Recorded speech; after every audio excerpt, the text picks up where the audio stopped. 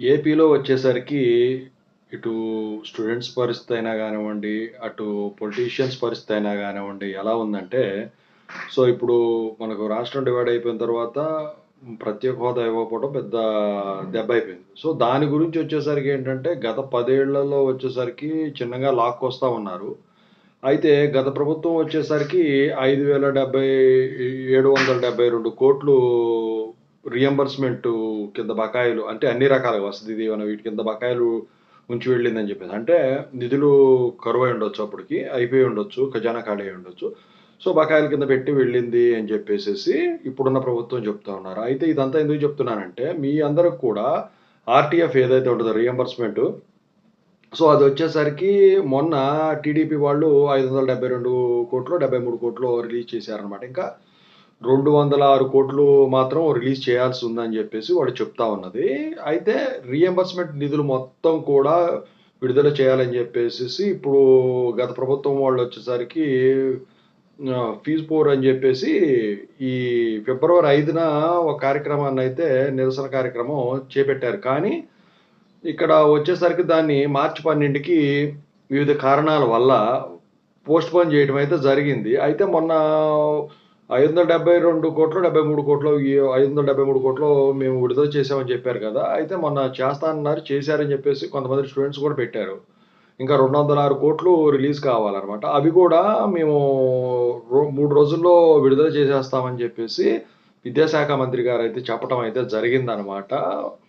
అయితే మొత్తానికైతే మీకు రీయింబర్స్‌మెంట్ గురించి కాలేజెస్‌లో ఏదన్నా ప్రాబ్లమ్ అంటే ఇప్పుడు స్టూడెంట్స్‌ని సర్టిఫికేట్‌లు గానివ్వండి, లేపోతే ఎగ్జామ్స్ రాయనీయకపోవటం గానివ్వండి, లేపోతే ఫీజు కట్టండి మీరని చెప్పేసి కానివ్వండి, అది జేటీకే అని, జేఎన్‌టీయూ అని, జేఎన్‌టీయూ అని వేరేదేదైనా గానివ్వండి, ఇబ్బంది పెడతా ఉన్నట్టయితే ఆ ఇబ్బందులు మీకైతే ఉండవు. ఎందుకంటే ఇప్పుడు ఇంతకుముందు పద్ధతిలో సో అందరికీనేమో ఇంతకుముందేమో అందరికీ వచ్చేసరికి డైరెక్ట్‌గా స్టూడెంట్ అకౌంట్‌లోకి, మదర్స్ అకౌంట్‌లోకే వేసేవాళ్ళు. ఇప్పుడొచ్చేసరికి ఎస్సీ, ఎస్టీలకి మాత్రం ఎస్సీలకి మాత్రం స్టూడెంట్ అకౌంట్‌లోను, మిగతా వాళ్ళకొచ్చేసరికి డైరెక్ట్‌గా కాలేజెస్‌కి పే చేస్తామని చెప్పేసి అప్పుడు చెప్పారు. మరి ఎంతవరకు ఎలా ఇంప్లిమెంట్ చేశారో తెలీదు గానీ, మొత్తానికైతే మీకైతే ఈ రీయింబర్స్‌మెంట్ నిధులు ఆర్‌టీఎఫ్ పథకం ద్వారా ఇంకొక 3 రోజుల్లో మిగిలిపోయిన బకాయిలు ఎవరైతే మీకు ఇంకా రీయింబర్స్‌మెంట్ రాలేదనుకుంటున్నారో వాళ్ళందరికి కూడా విడుదల చేస్తారని చెప్పేసి వీళ్ళు చెప్తా ఉన్నారనమాట.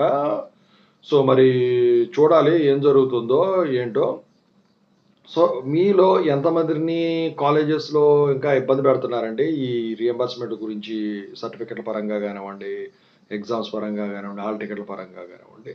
సో మొత్తానికైతే దీని మీద చర్చ అయితే జరుగుతా ఉంది. ఇంజినీరింగ్ కాలేజీలు యాజమాన్యాలు మొత్తం కూడా వెళ్ళేసి విద్యాశాఖ మంత్రి గారినైతే కలిసి మీటింగ్ ఒకటి పెట్టుకున్నారు. ఆ మీటింగ్ సారాంశం చెప్తాను. ముందుగా అయితే ఇంతవరకు ఈ ఛానల్ సబ్స్క్రైబ్ చేసుకున్న వాళ్ళు ఖచ్చితంగా సబ్స్క్రైబ్ చేసుకోండి. టెలిగ్రామ్ గ్రూప్‌లో ఖచ్చితంగా జాయిన్ అవ్వండి.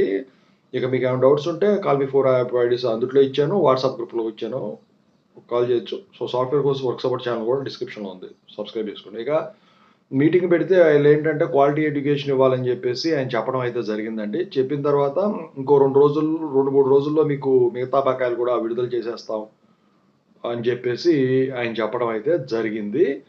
సో మొత్తానికి ప్రస్తుతానికి ఇలా జరిగిందనమాట. దీన్ని బట్టి క్లియర్‌గా అర్థమవుతుంది ఏంటంటే, ఈ సంక్షేమ పథకాలు ఏవైతే ఉన్నాయో వీటి గురించి ఇక ఎడ్యుకేషన్‌కి వచ్చేసరికి డబ్బులు మిగలట్లేదు. ఎందుకంటే పెన్షన్‌లొచ్చేసరికి ఒకటో తారీఖు ప్రతి నెల జరగాల్సినవి ఉంటాయి గదా!